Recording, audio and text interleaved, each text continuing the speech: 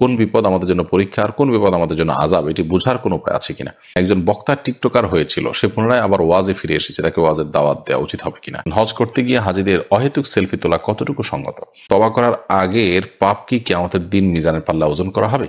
আমি বিবাহ করব, পাত্রী হিসাবে কেমন মেয়ে নির্বাচন করতে পরামর্শ দিবেন। আমি মিষ্টির দোকানে চাকরি করি, মিষ্টি এবং জিলাপি মাপার সময় কার্টুন সহ মাপা হয়, শরীরের দৃষ্টিতে এটা কি জায়েজ হবে? কার্টুনের ওজন প্রায় 50 গ্রাম। কোরআন হাদিসের জ্ঞানের এই অনুষ্ঠানটি অন্যদের দেখবার সুবিধার্থে শেয়ার করতে ভুলবেন না। চলুন তাহলে আমরা ইতিমধ্যে যে সমস্ত প্রশ্ন অনেকে করে ফেলেছেন সেগুলোর উত্তরে আমরা চলে যাচ্ছি। প্রশ্ন করেছেন মোহাম্মদ ইব্রাহিম, আপনি লিখেছেন একজন বক্তা টিকটকার হয়েছিল, সে পুনরায় আবার ওয়াজে ফিরে এসেছে, তাকে ওয়াজের দাওয়াত দেওয়া উচিত হবে কিনা। তার নিজেরই এখন ওয়াজের ফিল্ডে যাওয়া উচিত নয়, কারণ হলো ওয়াজ করার জন্য সে নিজে আসলে উপযুক্তই হয়নি। আমাদের দুর্ভাগ্য যে আমরা অনেকেই নিজেরা পাকার আগে মাইকের সামনে চলে আসছি এবং আগে থেকে আমরা ওয়াজ মাহফিলে কথা বলার জন্য মরিয়া হয়ে থাকছি। যারা তরুণ উদীয়মান তারা ওয়াজ হোক, নসিহত হোক, দাওয়াতি ফিল্ড হোক, এগুলোতে কাজ করার আগে তাদের শেখা উচিত, পর্যাপ্ত সময় নিয়ে সেগুলো তাদের শেখা উচিত, বোঝা উচিত। তাহলে ইনশাআল্লাহ তাদের জন্য সামনে অগ্রসর হওয়াটা অনেক বেশি সহজ হবে। আর যদি তারা সেটা না করে তাহলে সেক্ষেত্রে এই জাতীয় পরিস্থিতিতে তারা নিজেরা বিভ্রান্ত হবে, জাতিকে বিভ্রান্ত করবে। এই যে একজন মানুষ মাহফিলের ময়দান থেকে হঠাৎ করে এই ফাসিকদের কাতারে চলে যাওয়া, এটা আলামত হলো যে তার ভেতরে দিনদারিতাটা ভালো করে বসেই নেই, তিনি নিজেই দিনদারিতা ভালো করে বোঝেন না, তিনি কি মানুষকে নসিহত করবেন। তো তার এখন নিজেরই ফিল্ডে যাওয়া উচিত না, আর অন্যদেরও তাকে নিয়ে টানি করা উচিত না, বরং তাকে তার উচিত আরো পড়াশোনা করা, আরো সিনিয়র ওলামা ইকরামের তত্ত্বাবধানে তাদের সোহবতে থেকে নিজেকে গড়ে তোলা, এরপর আস্তে আস্তে সামনে অগ্রসর হওয়া। ফারুক হাসান, আপনি লিখেছেন হজ করতে গিয়ে হাজিদের অহেতুক সেলফি তোলা কতটুকু সঙ্গত। হজ করতে গিয়ে অহেতুক সেলফি তোলা অবশ্যই হজের ভাব গাম্ভীর্যকে নষ্ট করে, অবশ্যই এটা হজের সাথে যায় না। একজন ইমানদার হিসাবে, একজন মুসলিম হিসাবে আমাদের সর্বোচ্চ সতর্ক থাকা উচিত এই সমস্ত বিষয়ের ক্ষেত্রে, যে আমরা হজ করতে গিয়ে এ ধরনের অহেতুক কোনো কাজকর্ম করব না। বিশেষ করে সেলফি তোলার মাধ্যমে আমাদের হজের কার্যাবলীকে সোশ্যাল মিডিয়াতে আপলোড করার মাধ্যমে আমরা অনেকেই এক ধরনের রিয়া বা লৌকিকতায় লিপ্ত হয়ে থাকি, যার ফলে আমাদের এই কষ্ট করে করা হজের সব থেকে আমরা বঞ্চিত হতে পারি। সেই জায়গা থেকে একজন ইমানদার এই সমস্ত কার্যাবলী থেকে নিজেকে বাঁচিয়ে রাখবেন এবং সেলফি তুলবেন না। হজের অনেক সৌন্দর্যকে আমরা নষ্ট করে ফেলি তথাকথিত এই সমস্ত সেলফির কারণে। যেখানে আল্লাহর দিকে মনোনিবেশ করার কথা, আল্লাহর দিকে রুজু হওয়ার কথা, আল্লাহর কে স্মরণ করার কথা, সেখানে আমরা যদি এই ধরনের বিষয়ের মধ্যে লেগে যাই তাহলে সেটা সন্দেহাতীতভাবে আমাদের আমলের ঘাটতি, আমাদের ইমানের ত্রুটি, আমাদের হজে যাওয়ার জন্য যে প্রস্তুতি নেওয়া দরকার ছিল, আধ্যাত্মিক প্রস্তুতি, সেটা ত্রুটিকে প্রমাণ করে। সো এ ধরনের কার্যাবলী থেকে আমরা যথাসম্ভব বেঁচে থাকবো এবং এটাকে হাস্যকর অন্য 10টি তামাশা বস্তুর মতো করে হজকে আমরা বানিয়ে ফেলবো না। রবিন আক্তার লিখেছেন, তওবা করার আগের পাপ কি কিয়ামতের দিন মিজানের পাল্লা ওজন করা হবে। কেউ যদি তওবা করে ফেলেন এবং তওবা যদি তওবায়ে নাসুহা হয়, খাঁটি অন্তরের তওবা হয়, যে তওবা তার হক আদায় করে করা হয়েছে, শর্ত পূরণ করে করা হয়েছে, এরকম তওবা যদি কেউ করতে পারেন তাহলে সেক্ষেত্রে সেই তওবার কারণে পূর্বের সমস্ত গুনাহগুলো মাফ হয়ে যায়। আত্তাইবু মিনাজ যামবি কামা লা যামবা লাহু হাদিসে আসছে, যে ব্যক্তি তওবা করে গুনাহ মাফ চায় আল্লাহ তাআলার কাছে এবং তওবার হক আদায় করে, তার তওবা আল্লাহ রাব্বুল আলামিন যদি কবুল করে ফেলেন তাহলে তার আগের কোনো গুনাহ থাকে না, এমনটি অবস্থা হয়ে যায়। তো এরকম যদি হয় তাহলে সেক্ষেত্রে আগের গুলো তার আমলনামাতে উঠবে না। এখন প্রশ্ন হলো যে আপনি কতটা তওবা সেভাবে করতে পেরেছেন। যদি তওবার হক আদায় করে করতে পেরে থাকেন এবং আল্লাহর সাথে কবুল করে থাকেন, তাহলে আল্লাহর রহমতে আশাই করা যায় যে আপনার আগের শেষ পর্যন্ত গুনাহগুলো আপনার আমলনামায় থাকবে না। মুন্না খান, আপনি লিখেছেন আমি বিবাহ করব, পাত্রী হিসাবে কেমন মেয়ে নির্বাচন করতে পরামর্শ দিবেন। আমার বাড়ি ভারতের পশ্চিমবঙ্গের কোচবিহার জেলায়। ভাই মুন্না খান, আল্লাহ তাআলা আপনাকে সুপাত্রীর ব্যবস্থা করে দিন এবং সৎ এবং নেককার জীবন সঙ্গীর ব্যবস্থা করে দিন, আমরা মনে প্রাণে দোয়া করি আপনার জন্য।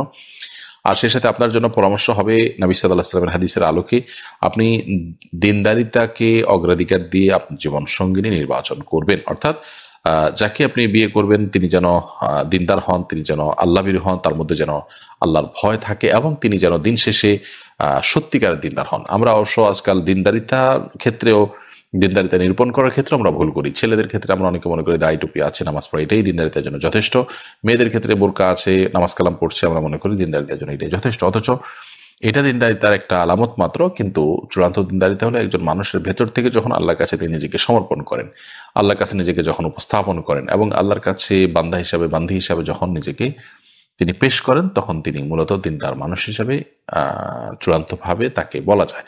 এবং তার কাছে কোরআন এবং হাদিস আসার পর তিনি আর কোনো যুক্তি পেশ করেন না, বরং কোরআন হাদিসের কাছে নিজেকে সমর্পণ করেন, সোপর্দ করেন, বিনীত করেন, অবনত করেন। এরকম মানুষ হলে তিনি মূলত সত্যিকারের দিনদার।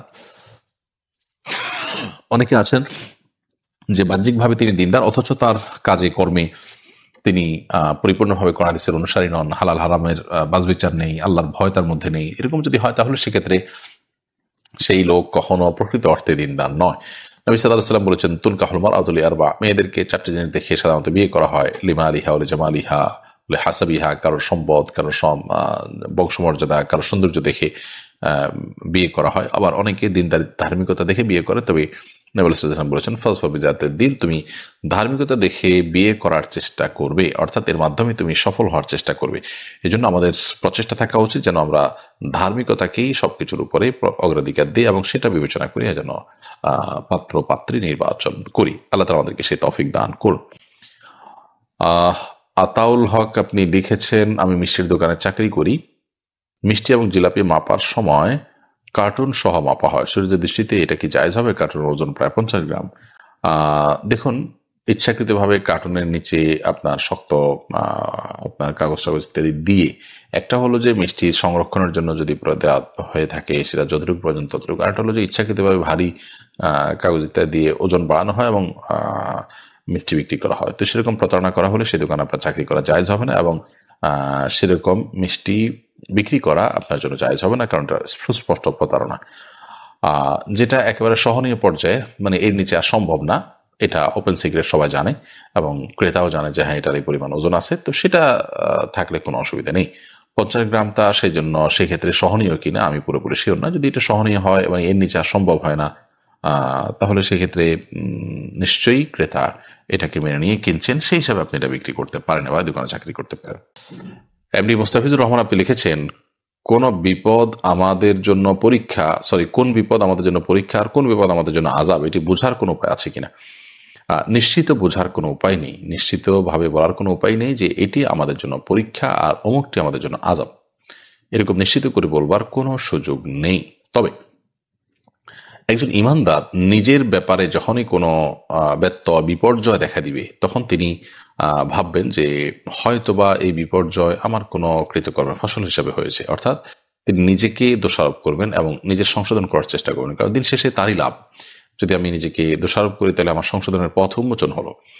আর এর বিপরীতে যদি কেউ আপনার অন্য কারোর ব্যাপারটিকে মূল্যায়ন করে, অন্য কারোর বিপদ আপদকে মূল্যায়ন করে, তাহলে সেক্ষেত্রে তার ব্যাপারটিকে দেখবেন যে হয়তো আল্লাহ তাআলার প্রিয় বান্দা হিসাবে তাকে আল্লাহ পরীক্ষা করছেন, অথবা আল্লাহ তাকে কোনো বার্তা দিচ্ছেন যা তিনি সংশোধন হয়ে ফিরে আসেন, অর্থাৎ আল্লাহর আযাবই তার পতিত হয়েছে। এই ধারণাটা অন্যের ব্যাপারে যথাসম্ভব ব্যক্তিগত পর্যায়ে হলে করবে না। হ্যাঁ, যদি এমন হয় যে তার অপরাধ একেবারে পরিষ্কার, তার অপরাধের ফসল হওয়ার সম্ভাবনা খুব জোরালো, তাহলে সেক্ষেত্রে সেরকমটি ধারণা তৈরি হতে পারে। তবে নিশ্চিত করে বলবার কোনো সুযোগ নেই এটা আল্লাহ আযাব হিসাবে পাঠিয়েছেন, কারণ আসলে কোনটা আযাব আর কোনটা পরীক্ষা হিসাবে দিয়েছেন এটা একমাত্র আল্লাহ তাআলা ভালো জানেন। বিভিন্ন অপশন আমাদেরকে বলা হয়েছে। কোরআনে কারীমে আল্লাহ বলেছেন, ওয়ালানাবলুওয়ান্নাকুম বিশাইইন মিনাল খাউফি ওয়াল জু'i ওয়া নাকসিন মিনাল আমওয়ালি ওয়াল আনফুসি ওয়াস সামারাত। আল্লাহ বলেছেন যে ভয়, ক্ষুধা এবং জান এবং মালের ক্ষয়ক্ষতি, এগুলো দিয়ে আল্লাহ তাআলা বলেছেন আমি পরীক্ষা করব বান্দাকে। তো এই যে পরীক্ষা আল্লাহ তাআলা করবেন বলেছেন, এই পরীক্ষার মধ্যে, পরীক্ষারই অংশ হিসেবে এ ধরনের বিপদ আপদ, এ ধরনের বালা মুসিবত, সমস্যা, বিপর্যয় এগুলো হতে পারে। সো পরীক্ষা হতে পারে। আবার একইভাবে আল্লাহ তাআলা আরো বলেছেন, যাহারাল ফাসাদু ফিল বাররি ওয়াল বাহরি বিমা কাসাবাত আইদিন নাস, স্থলে জলে যত বিপর্যয় দেখা দেয় এগুলো মানুষের হাতের কামাইয়ের কারণে হয়ে থাকে। এখানে আমরা দেখতে পেলাম যে বিপদ আপদ এটা হাতের কর্মফল বা আমার কর্মের কারণেই আল্লাহ তাআলার পক্ষ থেকে শাস্তি হিসেবে এসছে, সেটি বোঝানো হয়েছে। তাইলে বিভিন্ন অপশন যেহেতু আছে, আমরা নিজের ব্যাপারে সবসময় এমনটি ভাববো যে ভাবনা আমাকে সমৃদ্ধ করবে, উপকৃত করবে, কিন্তু কোনোটাকে নিশ্চিত করে বলতে পারবো না।